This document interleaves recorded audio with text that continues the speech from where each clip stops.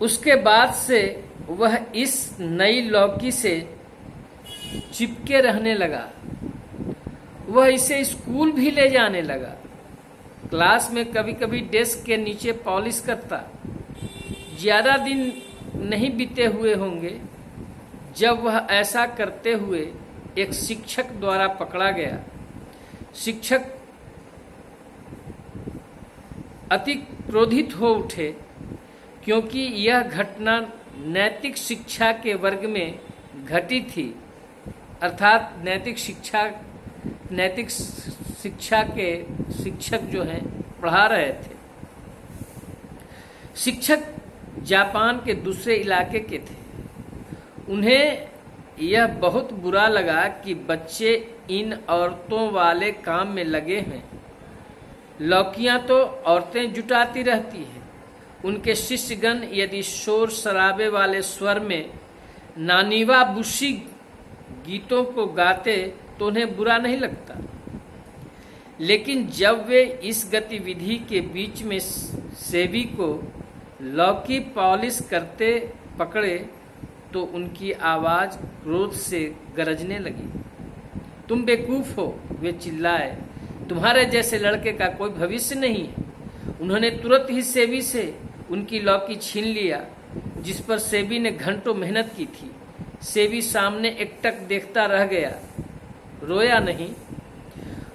जब वह घर गया उसका चेहरा पीला पड़ गया था। बिना एक शब्द बोले उसने पैरों को पांव पोष पर रख दिया और दीवार पर भाव शून्य, चेहरे पर बिल्कुल कोई शून्य भाव से देख रहा था। कुछ देर बाद शिक्षक उसके घर आ पहुंचे। सेवी के पिता बढ़ी की दुकान में काम करके अभी वापस नहीं लौटे थे। शिक्षक महोदय ने उसकी मां को ही डांटना शुरू कर दिया।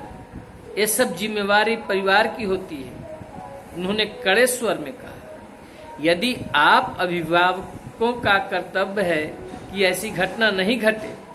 सेबी की मां पीड़ा में क्षमा याचना के कुछ शब्द बोली, क्षमा याचना की। इसी दरमियान सेबी कोने में दुबक कर जहां तक हो सके अदृश्य रहना चाहता था। भयभीत तो था ही, उसने अपने प्रतिशोधी शिक्षक को देखा और उनके पीछे की दीवार को भी, जिससे पॉलिशदार लौकियों की एक कतार जो लटक रही थी। कहीं शिक्षक महोदय उसे देख लेंगे तो क्या होगा, जो दीवार के पीछे लटकी हुई थी। भीतर ही भीतर कांपता हुआ वह खराब से खराब दंड की प्रतीक्षा कर रहा था, पर अंत में शिक्षक अपने ही भाषण से थककर गुस्से में पैर पटकते हुए घर से बाहर हो गए। सेबी ने तब राहत की सांस ली। सेबी की मां धीरे धीरे सुबुक सुबुक कर रो रही थी।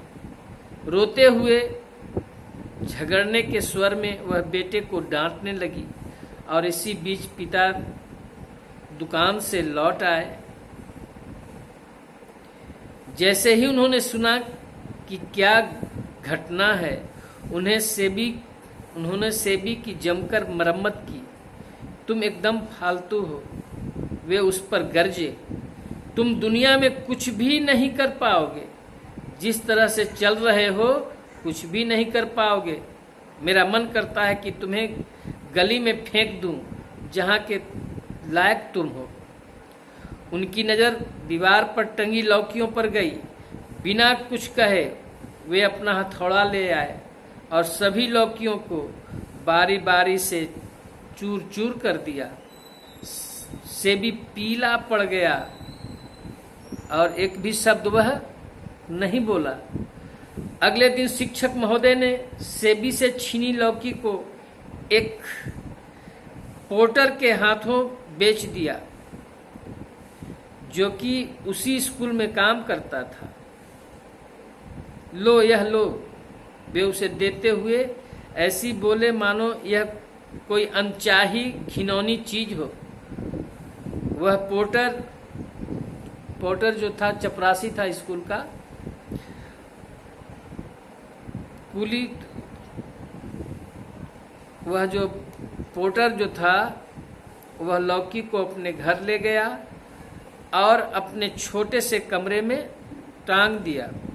2 महीने के बाद पोर्टर को कुछ पैसे का अभाव महसूस हुआ, तो उसने तय किया कि लौकी को स्थानीय कलाकृति की दुकान में ले गया, उससे इस उम्मीद में कि इसके बदले कुछ पैसे मिलेंगे। दुकान के मालिक ने लौकी को ध्यानपूर्वक देखा, फिर अनिच्छा के एक बनावटी स्वर में, अनिच्छा का भाव दिखा रहा है जो बनावटी है, उस स्वर में पोर्टर से कहा, मैं शायद इसके लिए तुम्हें 5 येन दे दूंगा। पोर्टर चकित था लेकिन समझदार। अनुभवी वृद्ध व्यक्ति होने के नाते निश्चित रूप से मैं इतने कम दाम में इसे नहीं बेचूंगा।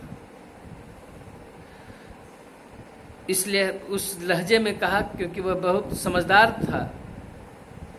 उसने समझ गया कि इस लौकी में कुछ बात है, तो एक समझदार अनुभवी वृद्ध व्यक्ति होने के नाते कहा कि निश्चित रूप से मैं इतने कम दाम में मैं इसे बेचने वाला नहीं हूं।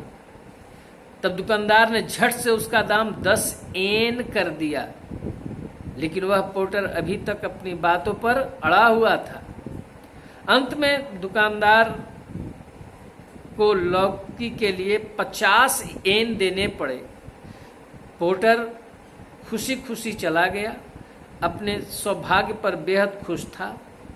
ऐसा होता नहीं था कि शिक्षक गण किसी को ऐसा मुफ्त उपहार देते जो उनके 1 साल के वेतन के बराबर होता। अर्थात जो 50 येन जो उसको मिला, वह कुल पैसा इसको 1 साल में उसका वेतन था। वह पोर्टर इतना होशियार था कि इस बात को किसी से नहीं कहा। सेबी और उसके शिक्षक ने भी नहीं जाना कि उस लौकी का क्या हुआ। हाँ, पोर्टर होशियार था, पर इतना भी नहीं कि यह कल्पना कर पाए कि उसी लौकी को वह जो है दुकानदार जो है एक धनी मानी कलेक्टर के हाथों 600 येन में बेच दिया।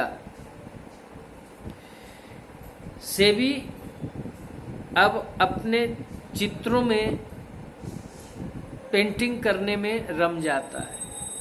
अब उसके मन में शिक्षक के या अपने पिता के प्रति कोई बुरा भाव नहीं रखता है, कोई मन में मलिनता नहीं है। उस पिता के प्रति जिन्होंने उसकी लौकियों को मार मार कर चूर चूर कर दिया था, लेकिन अब उसके पिता धीरे धीरे उसके पेंटिंग के लिए भी डांट फटकार करना शुरू कर दिए थे। यह था आपकी कहानी द आर्टिस्ट। यह बहुत ही अच्छी कहानी है, सबसे रोचक कहानी में से एक है। धन्यवाद।